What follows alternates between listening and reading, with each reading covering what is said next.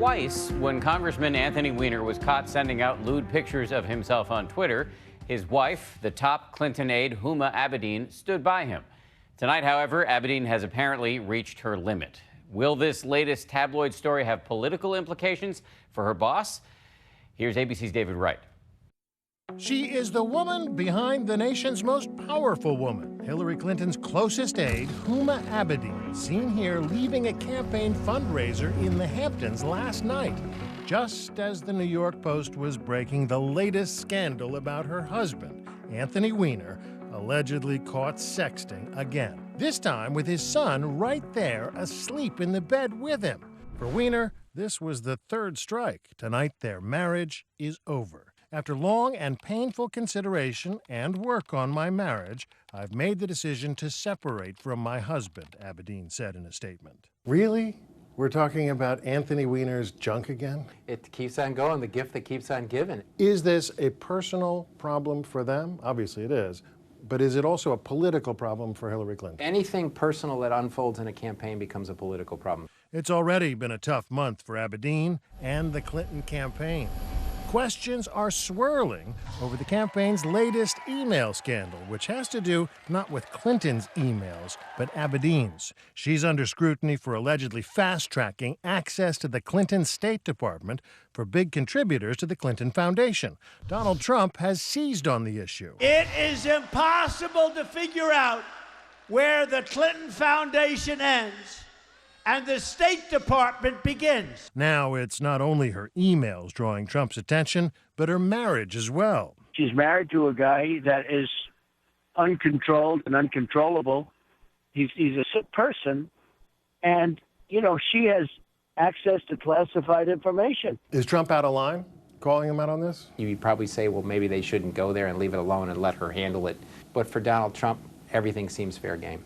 Anthony Weiner has spent the last few years as a stay-at-home dad. But before all this, he was a mocker, a colorful New York Democrat with a fiery zeal and a future. The gentleman will sit. The gentleman is correct in sitting. That is, until he accidentally posted a lewd photograph on his public Twitter feed one night. The congressman caught with his pants down. I am not going to permit myself to be distracted by this issue any longer. At first, he claimed the account had been hacked. It was a hoax. It was someone sending a picture of a Weiner on Weiner's account. But that story didn't hold up for long. Days later, Weiner finally came clean. I have made terrible mistakes that have hurt the people I care about the most, and I'm deeply sorry. I've exchanged messages and photos of an explicit nature with about 6 women over the last 3 years. Megan Broussard was one of those women. He said, I'm an open book, maybe too open. Broussard says that she and Weiner exchanged a series of increasingly risque photos, including this one, which appears to show the former congressman shirtless. And yes, those are family photos in the background. I was like, wow, because I could see the background. I mean, anybody can zoom into that. It's not that hard. His house of cards crumbled fast. Today, I am announcing my resignation from Congress. Yeah! Bye-bye, pervert! So my colleagues can get back to work, my neighbors can choose a new representative, and most importantly, that my wife and I can continue to heal from the damage I have caused. Is sexual addiction a real thing, or is it just an excuse? It's not categorized as a disorder as such, but there are many people who feel that they do have a sexual addiction. Abedin stood by him. The couple had a newborn, and the two of them kept a fairly low profile as they worked on their marriage. Then, Weiner decided the coast was clear to mount a comeback. Every day starts right here. He announced his candidacy for mayor of New York and was leading in the polls until he got caught in another sexting scandal. The candidate had an alter ego, Carlos Danger. Not exactly a superhero. The whole sordid mess chronicled in a documentary about his comeback campaign. Today, I am announcing my resignation from Congress. Weiner. There are some cringe-worthy moments. We just have the room for a second, you two guys. The scandal eventually cost him the race and his career, but not his marriage. Huma Abedin stood by him. I love him. I have forgiven him.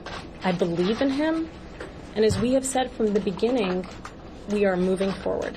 Just like her mentor Hillary Clinton did, back in 1992, as she famously told 60 Minutes. I'm not sitting here as some little woman standing by my man like Tammy Wynette. I'm sitting here because I love him, and I respect him, and I honor what he's been through and what we've been through together. Patience has its limits for everyone. He's toxic. They love Huma, it seems like. It seems like Hillary looks at her as if she's her daughter. The latest sexting scandal has all the same ingredients of the previous two. According to the New York Post, Weiner had been texting about massage parlors when he abruptly changed the subject. "Somebody just climbed into my bed," he reportedly texts. That photo may set the stage for a bitter custody battle. It all puts Huma Abedin in an incredibly tough spot. The Post says after sending the photo of his son in the bed, Weiner momentarily started to panic, referring back to his previous scandals. In this exchange, the paper published, "Ooh, I was scared. For half a second, I thought I posted something. Stop looking at my crotch," he sent. "Whatever. You did it on purpose," she sent back. Could there have been a political motivation to this expose? Who knows? The Post did not identify her. This can happen to anyone, so it's almost a cautionary tale. We all have these self-destructive drives. We just have to work at reining them in so they don't destroy our future possibilities. There, but for the grace of God and some basic good judgment.